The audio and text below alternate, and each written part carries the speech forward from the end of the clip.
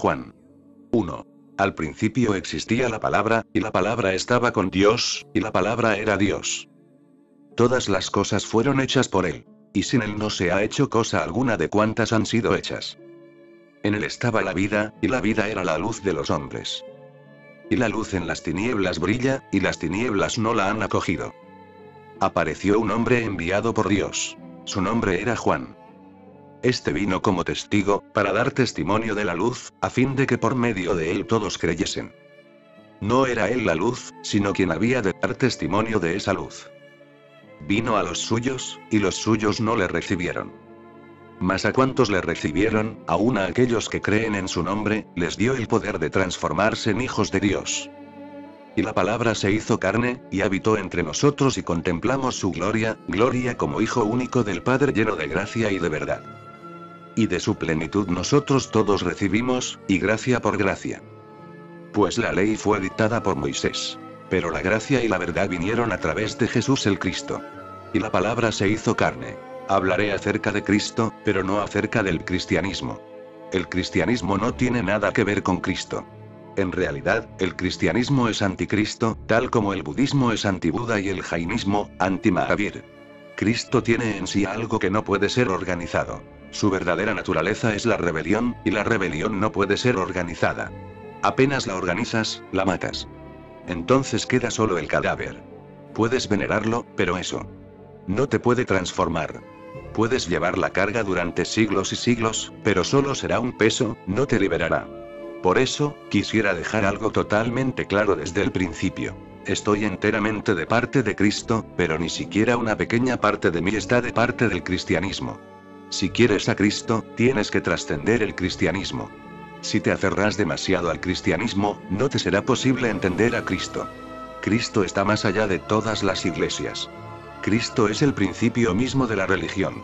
En Cristo se cumplen todas las aspiraciones de la humanidad. Él es una síntesis excepcional.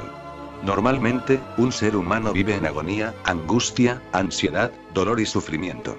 Si miras a Krishna, verás que él se ha ido al otro polo. Vive en éxtasis. No hay agonía. La angustia ha desaparecido. Puedes amarle, puedes bailar con él un rato, pero faltará el puente. Tú estás con angustia, él está en éxtasis, ¿dónde está el puente? Ven. Sígueme. Alguien como Buda se ha ido aún más lejos. Ni está angustiado, ni está en éxtasis. Se halla absolutamente tranquilo y en calma. Está tan lejos que puedes mirarle, pero no puedes creer en su existencia. Parece un mito, quizás la cristalización de los deseos de la humanidad. ¿Cómo puede un hombre así caminar sobre la tierra, trascendiendo en esa forma toda angustia, todo éxtasis? Él se encuentra demasiado lejos. Jesús es la culminación de toda aspiración. Está angustiado, como tú, tal como nace cada hombre angustiado sobre la cruz. Se halla en el éxtasis que Krishna logra de veces. Celebra. Es una canción, es una danza. Y también es trascendencia. Hay momentos, cuando llegas a estar más y más cerca de él, en que verás que su ser más interno no es ni la cruz ni la celebración, sino la trascendencia. Esa es la belleza de Cristo. Allí existe un puente. Te puedes acercar a él poco a poco, y te puede guiar hacia lo desconocido y tan lentamente que ni siquiera te darás cuenta cuando cruces el límite, cuando entres en lo desconocido desde lo conocido, cuando el mundo desaparezca y Dios aparezca. Puedes confiar en él, porque se parece tanto a ti, y al mismo tiempo es tan distinto. Puedes creer en él, porque él es parte de tu angustia. Puedes entender su lenguaje. Por eso Jesús se convirtió en un hito importante en la historia de la consciencia.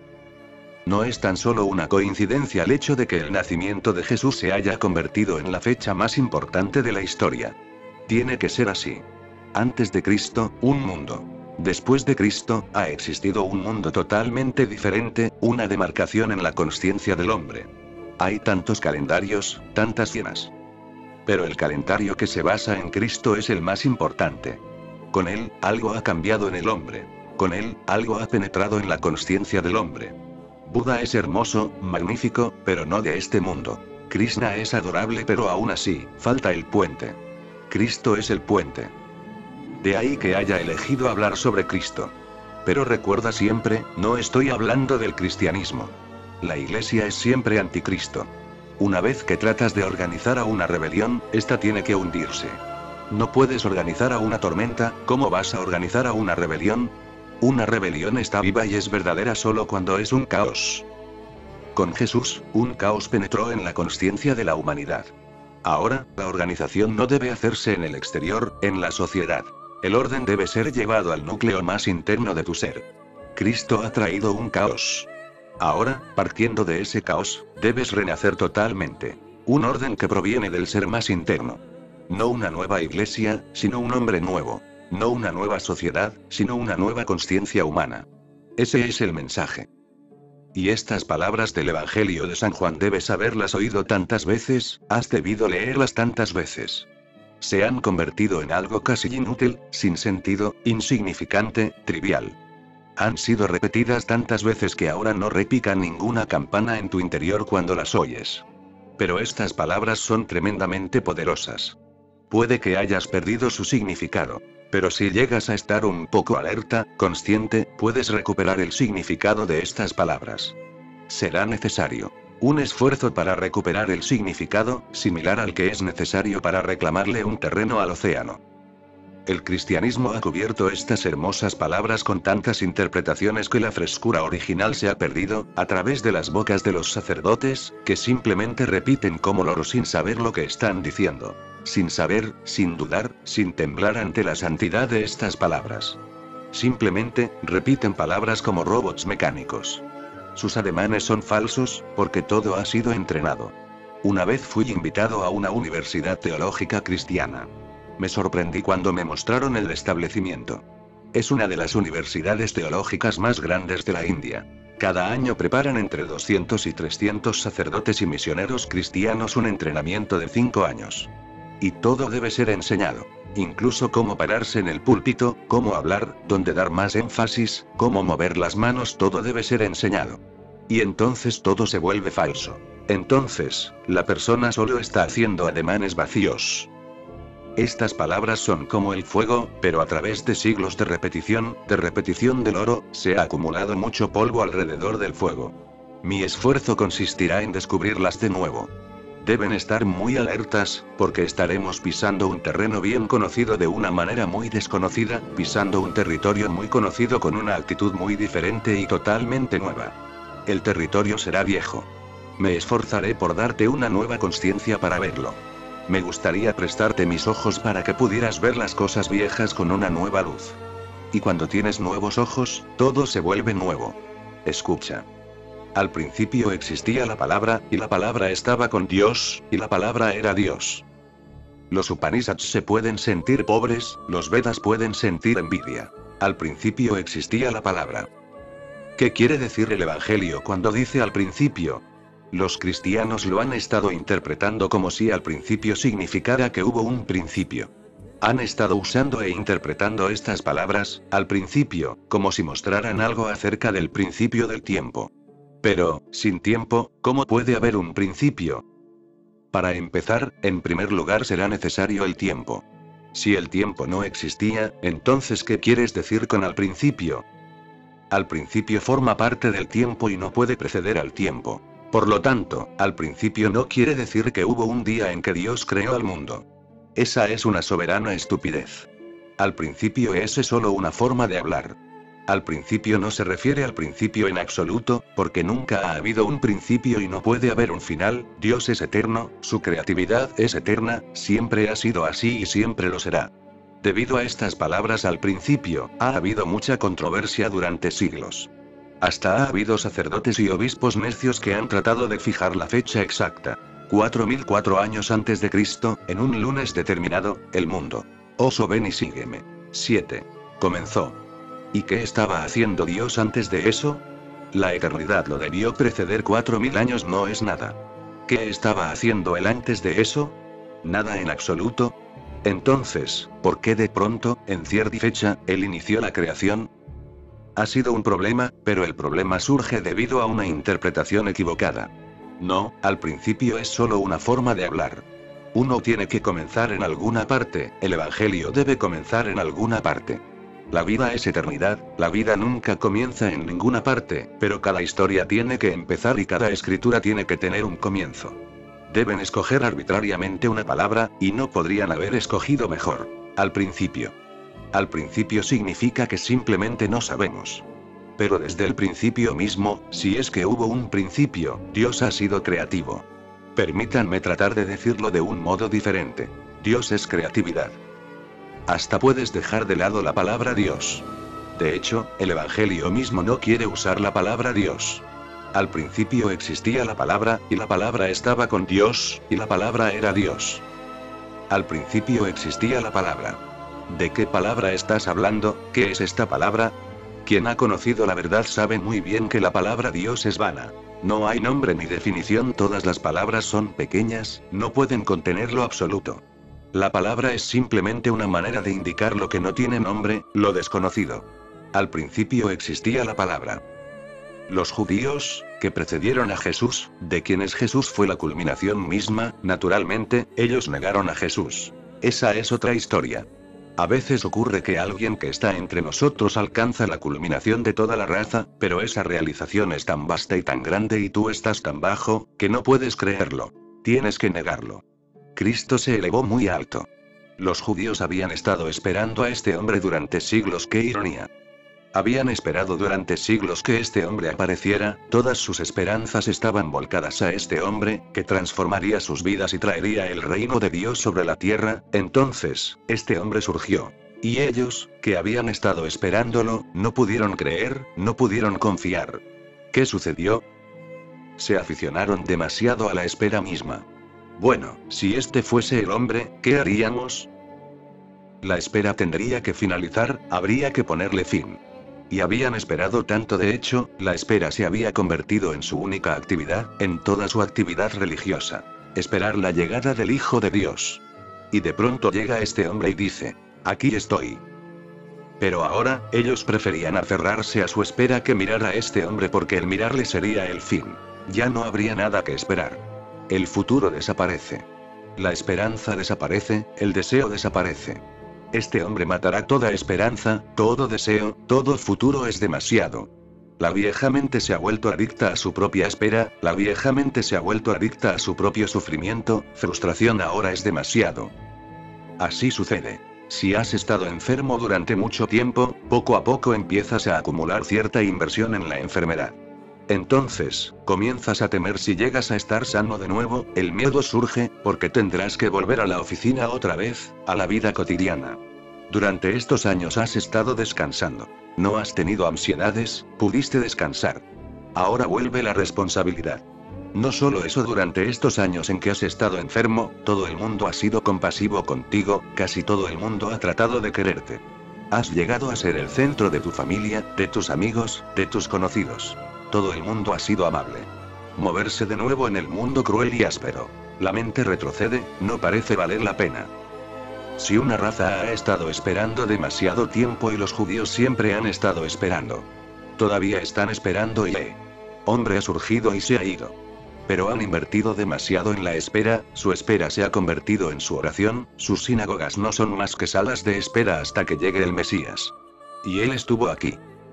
Y les digo, si él viene de nuevo, aunque no creo que vuelva a cometer el mismo error si viniera de nuevo, los judíos aún no le aceptarían.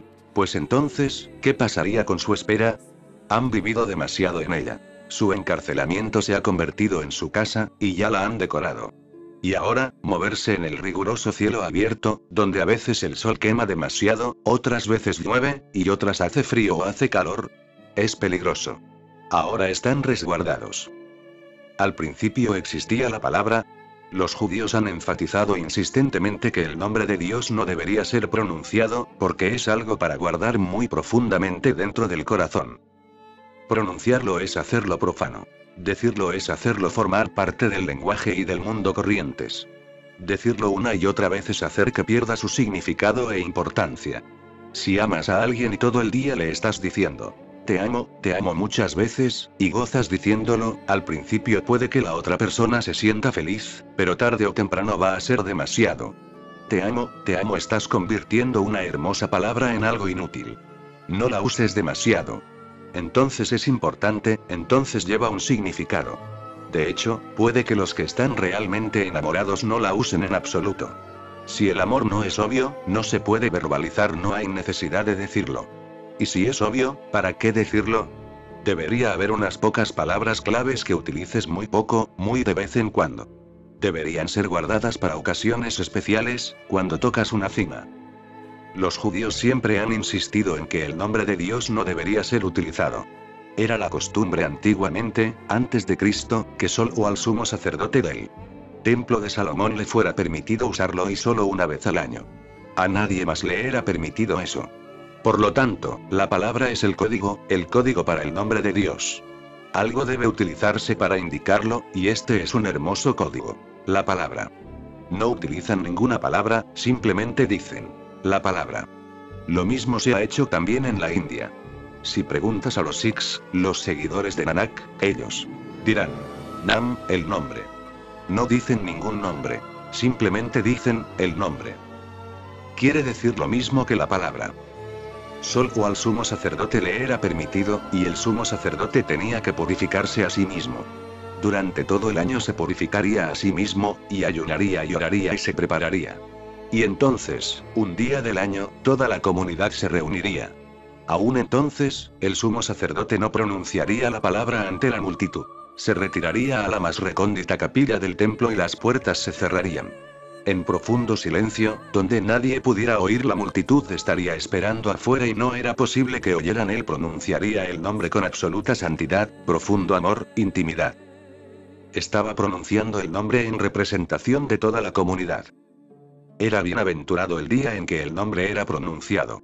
Y luego, durante todo el año, el nombre no debía llevarse a los labios. Tienes que llevarlo dentro del corazón. Debe convertirse en una semilla. Si sacas la semilla de la tierra una y otra vez, nunca brotará. Ponla muy profunda. Ponle agua, protégela, pero manténla sumergida en la oscuridad para que germine, muera y renazca. El nombre de Dios tiene que ser guardado en lo profundo del corazón. Ni siquiera tú deberías oírlo. Debería estar tan profundo dentro de tu ser, en tus profundidades subliminales, que ni siquiera alcanzara a tu propia mente. ¿Es eso lo que significa el que el sumo sacerdote se retire a la capilla más recóndita? Nadie oye, las puertas están cerradas, y él pronuncia el nombre una vez. El significado es este. Ve a la más recóndita capilla del centro de tu corazón, purifícate a ti mismo y, de vez en cuando sientas la fragancia de tu ser, cuando estés en el clímax de tu energía, cuando estés realmente vivo y ni un ápice de tristeza persista a tu alrededor, eres feliz, tremendamente feliz, extáticamente feliz y tranquilo y silencioso, te encuentras en un estado en que puedes agradecer, en que te puedes sentir agradecido, entonces, ve a la capilla más recóndita. Tu mente será dejada afuera, esa es la multitud. Entras más profundamente en el corazón, y ahí proclamas tan silenciosamente que ni siquiera tu mente pueda oír. Allí debe ser llevada la palabra. Al principio existía la palabra, y la palabra estaba con Dios y la palabra era Dios. No hay diferencia entre Dios y su nombre. Él no tiene nombre. Él, en sí mismo, es su nombre. Su ser es su nombre. Su existencia es su nombre. Nace un niño. ¿Cuál es su nombre? Ninguno. Pero Él es. Ese ser es su nombre. Entonces, con propósitos utilitarios, le damos un nombre y poco a poco olvidará su ser y se identificará con el nombre. Si alguien insulta a ese nombre, se pondrá furioso. Si alguien lo elogia, se pondrá contento. Y el nombre nunca le perteneció. Dios es el niño, siempre la inocencia del mundo. Él no tiene nombre, ese es el significado de este dicho. Y la palabra estaba con Dios. Ser, existencia, vida. Y la palabra estaba con Dios. Su nombre es su ser. No repitas su nombre, movilízate dentro de su ser, esa es la única forma de llegar a Él. En realidad, olvídate de Él. Movilízate dentro de tu propio ser y llegarás a Él. Todas las cosas fueron hechas por Él. Y sin Él no se ha hecho cosa alguna de cuantas han sido hechas. Dios es creatividad. Decir que Dios es el creador ya es falsificarle, pero decir Dios es creatividad no será comprensible. La gente pensaría, ¿por qué usar I39? Dios I39. Con creatividad bastaría. Decimos, Dios es el creador, pero debido a esta expresión surgen muchos desatinos. Y entonces, ¿cuándo creó Él al mundo? Y entonces, ¿por qué no lo creó antes? ¿Por qué no pudo crearlo antes? ¿Por qué lo creó en el momento en que lo creó? ¿Por qué lo creó así como es? ¿Por qué no lo puede mejorar? Tanta miseria, tanto sufrimiento en el mundo, y Él es el creador. Él se convierte entonces en el acusado. Entonces, nos sentimos furiosos. Si Él es el creador, entonces Él es el responsable de todo. ¿Por qué no lo puede cambiar? Surgen entonces todo tipo de problemas, y los teólogos se dedican a contestar estas preguntas. Para empezar, si miras el asunto directamente, no será necesario planteárselas siquiera. Dios no es el creador, Él es creatividad. La creatividad es su ser. Siempre ha estado creando. No puede tomar vacaciones de su creatividad. Eso no es posible. No puedes tomar vacaciones de tu naturaleza más interna, no. Todo lo que puedes dejar no es tu naturaleza. Lo que no puedes dejar lo es. La naturaleza de Dios es la creatividad. Siempre ha estado creando. Y no hay otra manera. El mundo solo puede existir tal como existe ahora. Es la única manera. Lo que sea que pienses, condenes o aprecies no tiene importancia. Es como acercarse a una rosa y preguntarle, ¿por qué tienes esa cantidad de pétalos? Podrías tener unos pocos más. ¿Qué es lo que anda mal? Pero si tuviera más, surgiría nuevamente la misma pregunta. Sea como sea el mundo, la gente siempre creará preguntas. Por lo tanto, aquellos que saben, dejan la mente de lado y aceptan el mundo. Y solo hay dos caminos. Aceptar la mente y estar contra el mundo, o aceptar el mundo y arrojar la mente. Esta es la única manera en que son las cosas y como pueden ser, y no hay nadie a quien te puedas quejar, ni nadie que pueda escuchar tus quejas y mejorar algo. Dios es creatividad, no un creador. Todas las cosas fueron hechas por Él en realidad, todas las cosas son hechas de Él, no por Él. Y sin Él no se ha hecho cosa alguna de cuantas han sido hechas. Y no solamente en el pasado. Aún ahora, siempre que algo es creado Él es el creador, tú eres solo el instrumento. Pintas un cuadro o escribes una canción, ¿qué crees? ¿Que eres el creador? En el momento de profunda creatividad desapareces, Dios entra nuevamente en escena. Por lo tanto, no es una cuestión del pasado. Donde quiera y cuando quiera que la creatividad se presenta, es siempre a través de Él. Pregunta a todos los grandes poetas. Dirán que siempre que los grandes poemas descienden sobre ellos, eran, a lo más, receptores pasivos. Sucedió. Ellos no fueron los creadores. La idea de que puedes crear es simplemente tu ilusión. Toda la creatividad le pertenece. Aún a través de ti, todo lo que es creado, Él lo crea. Comprender esto es un gran esclarecimiento. Al entender esto, el ego desaparece. Comprender esto es permitirle al tomar total posesión de ti. Te conviertes en un instrumento. Y de pequeñas cosas, grandes cosas llegan a ser posibles. Entonces Él se mueve a través de ti. Si tú danzas, Él danza. A lo más, eres el terreno donde Él danza. Cuando cantas, Él canta. A lo más, tú eres la flauta vacía que se vuelve un canal para ello. A lo más, tú puedes permitir es siempre el quien está haciendo las cosas. A esto me refiero cuando digo flota, cuando digo fluye con el río. Permite que su creatividad fluya a través de ti. No impongas ningún patrón sobre él. No impongas tu voluntad. Si puedes permitirte a ti mismo estar totalmente poseído, no hay sufrimiento, y dejas de ser un ser humano. El Jesús que hay dentro de ti se ha convertido en Cristo en el instante mismo en que permites la posesión total. Desaparece entonces el Jesús y aparece el Cristo. Cristo es el principio. Jesús es el hijo del carpintero José.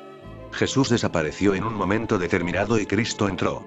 Cristo significa simplemente que ahora el hombre dejó de ser hombre, y está ahora poseído por Dios. Al igual que cuando alguien se vuelve loco y dices, este hombre ha enloquecido, puedes decir, este hombre está y 39. Endiosado y 39. El hombre dejó ya de estar allí. En él estaba la vida.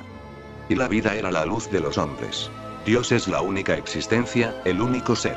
La única vida que hay, la única danza que existe. El único movimiento, la única energía que hay. En el océano y en las olas. En el mundo ilusorio y en la verdad, en los sueños y en el soñador, la única energía que hay es Dios. Todo es Él. Él es todo. En Él estaba la vida, y la vida era la luz de los hombres. Y cuando sea que llegas a entender esto, que Él es la única vida, tu vida se ilumina. Y entonces, estás lleno de luz. Dios es vida. Si comprendes esto, toda tu vida se llenará de luz. Su vida se convierte en una luz en tu entendimiento. Cuando su vida se refleja en tu interior, se convierte en luz. Y la luz en las tinieblas brilla. Y las tinieblas no la han acogido. Y la luz brilla a tu alrededor. La vida te rodea por todas partes, en los pájaros, en los árboles, en el río. La vida te rodea por todas partes, no existe nada más, estás viviendo en el océano de la vida. Fuera y dentro, adentro y afuera, solamente la vida burbujea. Una gran corriente de vida, y eres como un pez dentro de ella. Y la luz en las tinieblas brilla. Y las tinieblas no la han acogido. Tú no la acoges. Aún estás identificado con la oscuridad, tus ojos están aún cerrados. Estás ciego. Esto es algo hermoso que comprender. Apareció un hombre enviado por Dios. Debía ser así. Estas son parábolas, pero yo digo que debía ser así, porque ¿cómo puede un hombre que ha vivido en la oscuridad ser capaz de llegar a la luz por sí mismo, solo? Necesitará a un maestro. Si estás profundamente dormido, ¿cómo vas a despertarte a ti mismo? Parece imposible. Se requiere a alguien que ya esté despierto para sacarte de tu sueño, para darte una sacudida, de modo que la aguja de tu inconsciencia se salga fuera del surco y tome una nueva ruta. Por un instante, abres los ojos y miras. Apareció un hombre enviado por Dios. Su nombre era Juan. A menos que Dios mismo vaya a hacerlo, parece casi imposible que logres darte cuenta de qué es qué. Por lo tanto, todas las religiones del mundo, los hindúes los llaman avatares. Dicen, el hombre, por sí solo, es tan indefenso que Dios tiene que descender. Avatar significa, el descenso de Dios, él mismo tiene que venir a despertarte. Esto simplemente muestra cuán profundamente dormido estás, nada más, no es que tengas que creer fanáticamente que Dios desciende. Solo muestra que estás tan profundamente dormido que, a menos que Dios descienda, no pareces tener posibilidades, y si a veces despiertas, eso solo demuestra que Dios ha descendido a despertarte. Apareció un hombre enviado por Dios. Su nombre era Juan. Este vino como testigo, para dar testimonio de la luz, a fin de que por medio de él todos creyesen. Estoy aquí. Si puedes verme, llegarás a confiar en cosas que no habías sido capaz de darte cuenta por ti mismo. A través de mí, puedes tener un vislumbre de lo que todavía no ha sido visto. Y Dios es lo que no ha sido visto. Se necesita a alguien que pueda ser un testigo, que pueda dar testimonio, que pueda decir, sí, yo le conozco, que pueda resonar en tus profundidades, que te pueda dar el sabor, a través de su contacto, de que sí, Dios existe. Dios nunca puede ser solo una creencia, porque una creencia será impotente. Su naturaleza será intelectual, mental, pero no te transformará. Puedes acarrear la creencia durante toda tu vida. Será parte de tu chatarra, no te transformará. La confianza, la fe, son diferentes. La creencia es intelectual. La confianza es existencial, pero, ¿cómo puedes llegar a confiar si no te acercas a un hombre que pueda dar testimonio, que pueda decir desde las profundidades de su ser, sí, Dios es? Si te permites ser vulnerable a él, y su ser conmociona algo dentro de ti, entonces nace la confianza. Este vino como testigo. Juan se transformó en un testigo, para dar testimonio de la luz, él ha conocido la luz, él viene de la luz. Recuerda, quien conoce la luz también sabe que viene de la luz, porque no hay otra manera de estar aquí. Puede que no lo sepas, pero tú también vienes de la luz. Esa es la verdadera fuente, la semilla y la fuente de toda vida. Puede que no te des cuenta, puede que lo hayas olvidado, puede que hayas olvidado totalmente de dónde viniste. La fuente está tan lejos que no la recuerdas en absoluto, pero quien sea que dentro de ti tome conciencia de la luz, inmediatamente se dará cuenta de que yo vengo de él. En realidad, de inmediato se dará cuenta de que yo soy él. Mi padre y yo somos uno. Como arriba es abajo. Proclamará, al igual que los profetas de los Upanishads han proclamado. Aham Brahmasmi, yo soy eso. Cero dirá, como Mansor. Anazaak, yo soy la verdad. O, como Jesús. Yo y mi padre somos uno. Jesús dice. Si confías en mí, has confiado en aquel que me ha enviado. Si me amas, has amado al que no conoces. Este vino como testigo, para dar testimonio de la luz, a fin de que por medio de él todos creyesen. Juan es una puerta, una ventana. A través suyo, puedes tener un vislumbre de las lejanas cimas del Himalaya. No era él la luz, sino quien había de dar testimonio de esa luz. Esto tiene que ser entendido, esta es una de las cosas realmente significativas. Siempre que llega un hombre como Jesús, es precedido por alguien que prepara el terreno. Tiene que ser así, porque se necesita un terreno ya preparado. La vida es una profunda continuidad. Todo está conectado, todo es una unidad. Juan vino a preparar el terreno porque habían muchas malezas. La hierba estaba creciendo, 1001 tipos de árboles repletaban la tierra. Tenían que ser cortados, quitar las malezas, cambiar la tierra. Solo entonces podría venir el jardinero a sembrar las nuevas semillas. Siempre hay alguien que precede a un hombre como Jesús. Así dice el Evangelio. No era él la luz, sino quien había de dar testimonio de esa luz. Él vino a preparar el terreno. Vino a los suyos, y los suyos no le recibieron. Ha venido a ayudar. Ha venido a satisfacer las aspiraciones de siglos. Ha venido a lo que era suyo y los suyos no le recibieron. Esto es algo muy irónico, pero siempre ha sucedido así. Jesús nació judío y estos no le aceptarán. Buda nació hindú, y estos no le aceptarán. Siempre ha sido así. ¿Por qué? Porque siempre que nacen hombres como Jesús o Buda, suponen tal rebelión que todo lo establecido se estremece. El hombre corriente vive en el pasado y para el hombre corriente el pasado es más importante, porque ya está establecido, es sólido.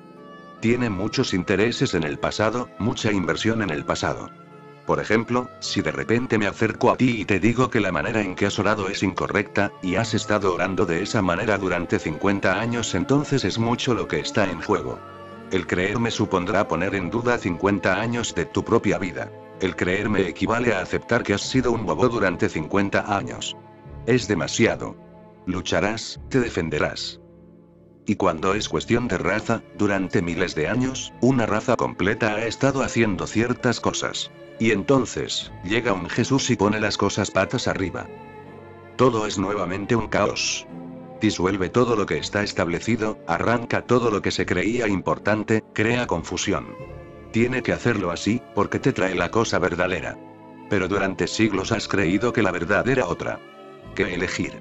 ¿Jesús o tu propio y prolongado pasado? ¿Qué elegir? ¿Jesús o la tradición? ¿Sabes de dónde viene la palabra tradición? Viene de la misma raíz que la palabra comercio. También viene de la misma raíz que la palabra traidor. La tradición es un comercio, es un negocio, y la tradición es también una traición. La tradición cree en ciertas cosas que no son verdad. La tradición traiciona a la verdad. Por lo tanto, cuando la verdad aparece, hay conflicto. Lo puedes ver aquí. He nacido jaina, pero ellos no me aceptarán. Aquí puedes encontrar cristianos, judíos, maometanos, hindúes, budistas, pero muy pocos jainas.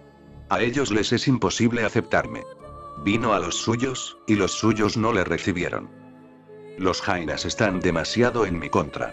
Los hindúes también lo están, aunque en menor grado. Pero los cristianos no, los judíos en absoluto. Cuanto más te alejas, menor es el antagonismo. Nací jaina. Los jainas son una pequeña comunidad, rodeada de hindúes por todas partes. Los jainas son casi hindúes. Por lo tanto, los jainas serán muy antagónicos, los hindúes un poco menos y los maometanos, cristianos y judíos no tanto. Cuanto más te alejes, menor será el antagonismo. De ahí que puedas entender por qué aquí hay tanta gente de tantos países diferentes, y, sin embargo, no hay muchos indios. Con los indios hay un problema. Su tradición está en peligro. Si creen en mí, su tradición, tendrán que perderla. Por eso, cerca de mí verás más gente joven que gente mayor. Porque la gente joven no tiene mucha inversión en el pasado. De hecho, un joven se halla en busca del futuro, y un viejo, en busca del pasado. Un joven tiene un futuro. El viejo solo tiene el pasado. El futuro significa muerte. Toda su vida es pasado. Por tanto, cuando un hombre de 70 viene a mí resulta muy difícil cambiarle, porque 70 años se me oponen. Cuando viene un muchachito de 7, un pequeño Siddhartha, no hay nada contra lo cual luchar.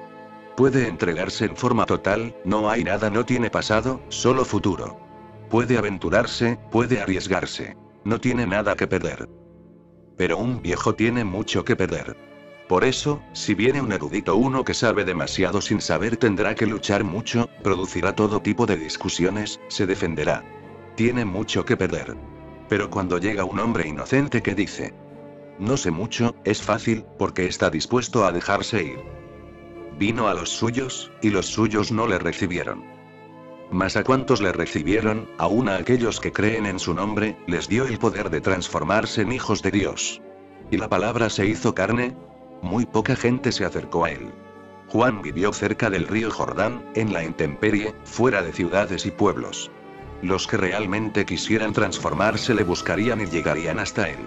Muy pocos fueron, pero aquellos que lo hicieron, aun a aquellos que creen en su nombre, les dio el poder de transformarse en hijos de Dios. Aquellos que pudieron confiar fueron transformados. Y él preparó el terreno. Estos serían los primeros que estarían preparados para la aparición de Jesús. Y la palabra se hizo carne, y habitó entre nosotros. Y contemplamos su gloria, gloria como Hijo único del Padre, lleno de gracia y de verdad. Y la palabra se hizo carne, una de las frases más hermosas del Evangelio, y habitó entre nosotros. Con Jesús, es como si la palabra se hubiese convertido en carne. Dios se ha convertido en hombre. El secreto se ha abierto. Lo oculto ha sido revelado. El misterio se ha convertido en una verdad abierta.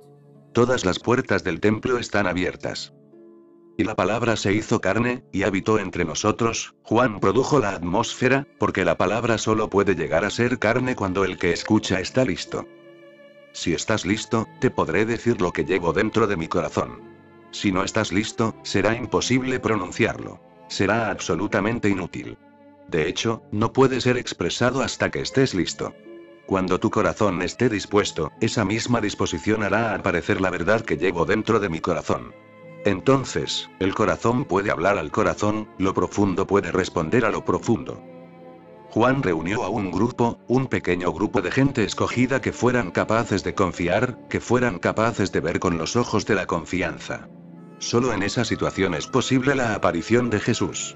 Recuerda esto. Si el que escucha está dispuesto, solo entonces puede ser pronunciada la verdad. Durante muchos años estuve viajando por este país, durante todo el año, solo para encontrar gente que fuera capaz de transformarse a sí misma, de modo que lo que llevo dentro de mí pudiera convertirse en carne, pudiera ser pronunciado.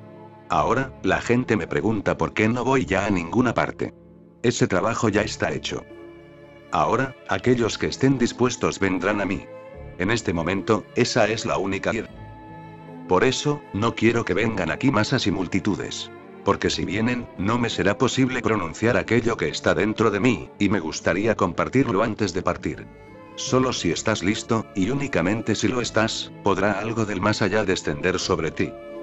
Y la palabra se hizo carne, y habitó entre nosotros. Y contemplamos su gloria, gloria como Hijo único del Padre. Y esto es, realmente, algo que tiene que ser entendido, porque los cristianos lo han estado mal interpretando continuamente. Ellos siguen diciendo que Cristo es el único Hijo engendrado por Dios. Sí, por un lado es verdad, pero no es verdad en el sentido en que los cristianos lo dicen. Buda también es el único Hijo de Dios, y Krishna también es el único Hijo de Dios. Recuerda, lo enfatizo. El único Hijo engendrado por Dios. Yo también soy el único Hijo de Dios. Y tú también eres el único Hijo de Dios. Entonces, ¿por qué decir el único Hijo engendrado? Si todos son sus hijos, ¿por qué decirlo? Tiene un significado, un sentido. Tiene que decirse. Es similar a esto. Te enamoras de una mujer y dices, eres la única mujer hermosa en el mundo. No es que esto sea verdad. Pero aún así, es la verdad de un instante de amor. No es un hecho corriente. Es una verdad.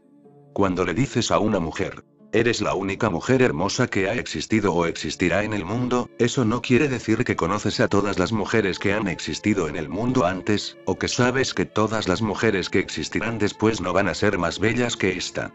¿Cómo puedes saberlo? ¿Cómo puedes comparar? Este no es un hecho lógico. Es una comprensión poética. En ese momento de amor, las estadísticas quedan a un lado. Algún lógico puede alegar, espera. ¿Conoces a todas las mujeres que existen en el mundo en este momento? ¿Has mirado, buscado, y has concluido que esta es la mujer más bella del mundo? ¿Qué estás diciendo? Estás usando un lenguaje comparativo. Pero tú dirás, no me preocupan las otras mujeres, y esto no es comparativo. No estoy comparando. Simplemente, afirmo una verdad acerca de mis sentimientos. No es una realidad del mundo exterior. Es una verdad de mi sentimiento interno. Esto es lo que siento. Que esta es la mujer más hermosa del mundo. No estoy diciendo nada acerca de esta mujer. Estoy diciendo algo acerca de mi corazón. No conozco a todas las mujeres. No es necesario. No es una comparación. Es un sentimiento.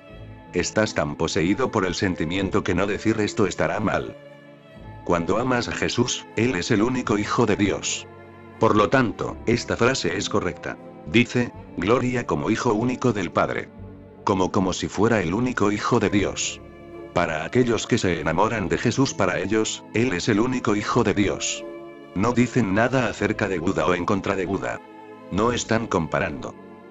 A eso me refiero cuando digo que Buda también es el único Hijo de Dios, y que tú también lo eres. Todos en este mundo son únicos. Una vez que alcanzas tu realización interior, eres el único Hijo de Dios, como si toda la existencia existiera para ti, y nada más que para ti. Los árboles florecen para ti y los pájaros cantan para ti y los ríos fluyen para ti y las nubes se juntan para ti. Cuando alcanzas tu realización, te transformas en el centro de la existencia. O, si te llenas de amor hacia un Buda, un Jesús o cualquiera, estas afirmaciones de amor no deberían ser tomadas como la exposición de un hecho. Son realizaciones poéticas. No puedes discutirlas. No son en absoluto discutibles. Son afirmaciones del corazón. Y la palabra se hizo carne, y habitó entre nosotros, lleno de gracia y de verdad. Cuando la verdad existe, hay gracia. Y cuando hay gracia, hay verdad. Trata de entender esto. Solo puedes poseer la gracia si eres verdadero. Si tienes alguna mentira dentro de ti, esa mentira perturbará tu gracia, esa mentira será venenosa para tu belleza, porque esa mentira tiene que estar oculta, reprimida. A nadie se le permitirá conocerla. No puedes estar abierto. Estarás cerrado por la mentira. Si engañas, no puedes ser libre y fluido. Estarás estancado con tu engaño. Por lo tanto, no digo que las mentiras sean malas porque hagan daño a los demás, no. Son malas porque perderás tu propia gracia. Los engaños no son malos porque engañes a los demás. Son malos porque perturbarán tu flujo, y no estarás fluyendo. Te empezarás a helar. Estarás estancado, muerto, en muchos puntos. Tendrás bloqueos en tu ser. Mira a un niño. Cada niño tiene gracia. Y después, ¿dónde desaparece la gracia? Si cada niño trae gracia al mundo, ¿en dónde desaparece? Poco a poco ésta se desvanece, y entonces todos se vuelven feos y sin gracia. Muy rara vez encontramos a alguien que sea capaz de ser tan agraciado como lo era cuando niño. ¿Qué sucede? ¿Por qué un niño es agraciado? ¿Has visto a algún niño del que puedas decir que es feo? No, eso no existe. Un niño feo, imposible. Todos los niños son bellos, incondicionalmente hermosos. Están fluyendo, y son verdaderos. Cuando quieren llorar, lloran. Cuando quieren reír, ríen. Cuando están furiosos, están furiosos. Cuando están amorosos, están amorosos. Son verdaderos en cada momento, nunca engañan. Pero pronto aprenden la política. Pronto aprenderán que a mamá le gusta que yo sonría. Si sonrío es más fácil persuadirla, es más fácil manipularla. Un niñito se está convirtiendo en un político. Él espera. Puede estar furioso por dentro, pero cuando la madre se acerca sonríe, porque esa es la única manera de conseguir el helado. Ahora la sonrisa es falsa, y una sonrisa falsa es fea, porque el ser total no está implicado en ella. Es algo pintado desde afuera. Y luego, más y más cosas serán pintadas, más y más personalidades se juntarán, y la esencia se perderá. Así te vuelves feo. La verdad y la gracia van siempre unidas. La verdad es gracia, y la gracia es verdad. El Evangelio capta el punto exacto del ser de Jesús. Verdad y gracia. Él era verdad, era profundamente verdadero hasta el núcleo mismo suprema, absolutamente verdadero. Así es como se metió en problemas. Vivir con una sociedad que es absolutamente falsa, vivir en ella con absoluta veracidad, significa meterse en problemas. Y la gracia. Él no era ni un político ni un sacerdote. Simplemente, amaba la vida y la vivía. No estaba aquí para predicar nada, no tenía ningún dogma que inculcar, no tenía ideas que forzar sobre la gente. En realidad, vivió una vida llena de gracia, pureza y fluidez, y fue contagioso. Con quien fuera que se contactara el que llegara a tener contacto con él se quedaría hipnotizado, magnetizado. Este hombre era un niño inocente. La gente se sentía atraída. La gente dejó sus casas, sus trabajos. Simplemente, comenzaron a seguirle. Él no era un predicador, no estaba entregándole ninguna revolución política al mundo, no estaba proclamando ninguna reforma para el mundo. Simplemente, estaba entregándote una manera fluida de vivir. Y ese era el problema porque los judíos son una de las razas más reprimidas del mundo. Muy reprimidos, moralistas, puritanos. Ese se convirtió en el punto problemático. Ellos seguían por principios. Seguían por la ley, y la ley debe ser respetada. Naturalmente, tienen mucho éxito en el mundo. Si respetas la ley, tendrás mucho éxito. Si te guías por el amor, estás destinado al fracaso. Es una desgracia, es desafortunado, pero es así. La ley triunfa, el amor fracasa en el mundo. En lo que a Dios respecta, el amor triunfa, la ley fracasa. Pero, ¿a quién le importa Dios? Los judíos son muy respetuosos de la ley, muy buenos ciudadanos, y donde quiera que vayan siempre tienen éxito, porque siempre van con la ley. Se rigen por la aritmética. Por ese motivo, obtienen la mayoría de los premios Nobel. Nadie puede competir con ellos. Tienen mucho talento. Tienen éxito en los negocios, en la política. Hagan lo que hagan, siempre hacen lo adecuado. Pero son puritanos muy formalistas, profundamente cautivos de la mente. Una profunda resaca prosigue en la mente. Y Jesús empezó a hablar acerca de la ley. El Evangelio dice: y de su plenitud nosotros todos recibimos, y gracia por gracia. Pues la ley fue dada por Moisés. Pero la gracia y la verdad vinieron a través de Jesús, el Cristo. La ley fue dada por Moisés. Moisés es el fundamento del judaísmo. Naturalmente, esto era necesario, porque a menos que la ley sea establecida, el amor no será posible. La ley es imprescindible, es una necesidad, pero no es suficiente. Moisés le entregó la ley al mundo. La gente era primitiva, inculta. No tenían sentido social. Moisés creó una sociedad, y una de las más perdurables. La judía. Y en realidad, Moisés debe haber sido realmente genial, porque proporcionó la ley, y los judíos han sobrevivido a todo tipo de catástrofes. Debe haberles dado una base muy estable. Pero él era un legislador, al igual que Manu fue el legislador para los hindúes. Moisés es el Manu de los judíos. Él trajo la ley.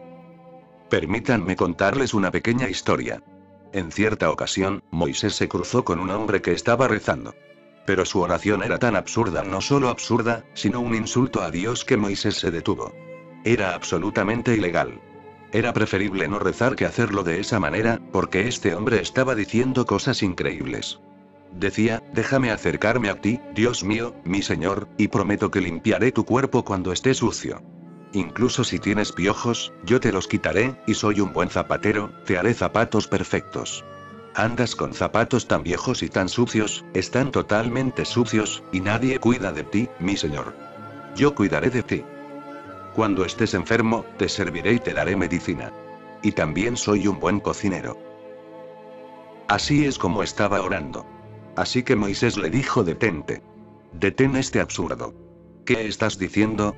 ¿A quién le estás hablando? ¿A Dios? Y él tiene piojos. ¿En su cuerpo? ¿Y sus ropas están sucias y tú las limpiarás? ¿Y no hay nadie ahí para cuidarle, y tú serás su cocinero? ¿De quién has aprendido esta oración? El hombre contestó: no la he aprendido en ninguna parte. Soy un hombre muy pobre e ignorante, y no sé cómo rezar. La he inventado yo mismo, y estas son las cosas que conozco. Los piojos me molestan mucho. Por lo tanto, le deben molestar a él. Y a veces la comida no es buena, mi esposa no es una buena cocinera y me duele el estómago. Él también debe estar sufriendo. Esta es solo mi propia experiencia, que se ha transformado en mi oración. Pero si conoces la oración adecuada, enséñamela. Entonces Moisés le enseñó la oración adecuada. El hombre se inclinó frente a Moisés, le dio las gracias con lágrimas de profunda gratitud, y se alejó. Moisés estaba muy contento. Pensé que había hecho una buena obra. Miró al cielo para ver lo que opinaba Dios del asunto. Y Dios estaba furioso. Él dijo: te he enviado ahí para que acerques a la gente a mí, pero has alejado a uno de los que más me ama. Ahora, él orará en forma adecuada, pero no será una oración en absoluto, porque la oración no tiene nada que ver con la ley. Es amor. El amor es ley en sí mismo. No necesita otra ley. Pero Moisés es el legislador. Él fundó la sociedad. Trajo los 10 mandamientos. Esos 10 mandamientos han sido los cimientos de todo el mundo occidental. Judaico, cristiano, maometano, las 3 religiones dependen de la ley de Moisés.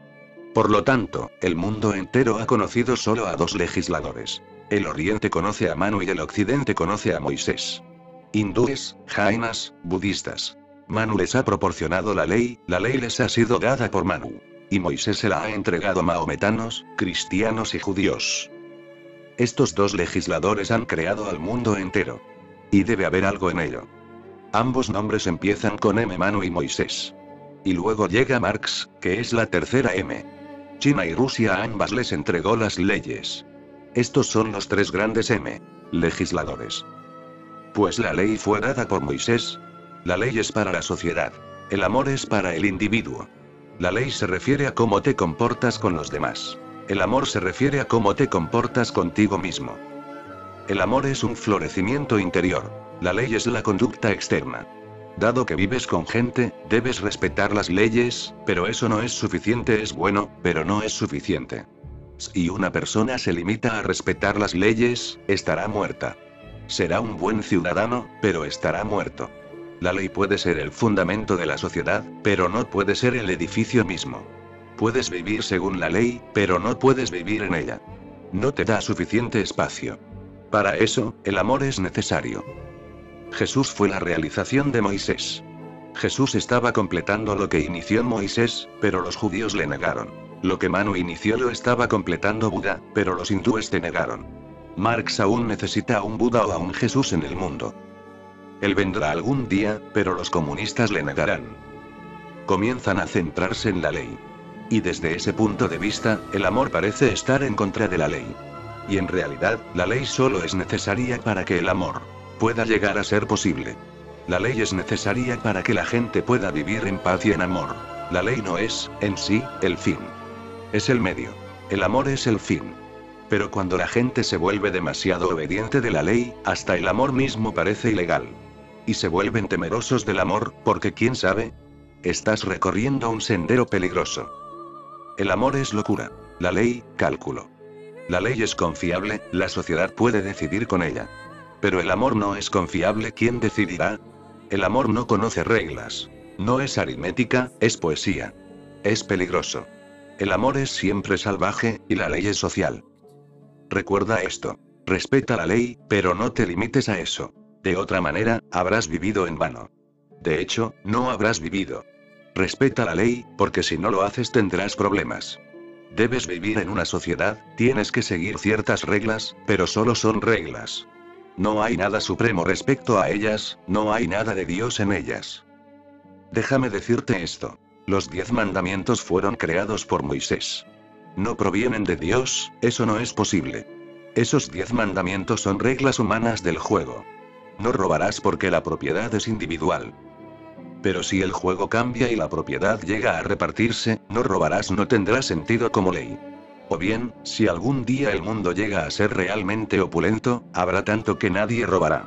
Solo si hay pobreza es posible el robo. La gente está hambrienta y es pobre y entonces roban. Pero si la sociedad es rica como va a serlo algún día y hay demasiadas cosas, todo lo que necesites, hay más disponible, entonces, ¿quién será ladrón? El mandamiento desaparecerá en ese momento. Ya no será necesario. Los 10 mandamientos son sociales. Moisés trae la ley. Jesús trae la verdad, la gracia, el amor. El amor viene de Dios, la ley viene de la mente. El amor es de Dios, la ley es del hombre. Y con amor, la gracia ocurre. Y con amor la verdad. Recuerda esto, porque entender a Jesús es entender el fenómeno del amor. Entender a Jesús es entender los detalles de la gracia. Entender a Jesús es entender la verdad. Recuerda, si puedes entender la verdad libera. Y no existe otra liberación.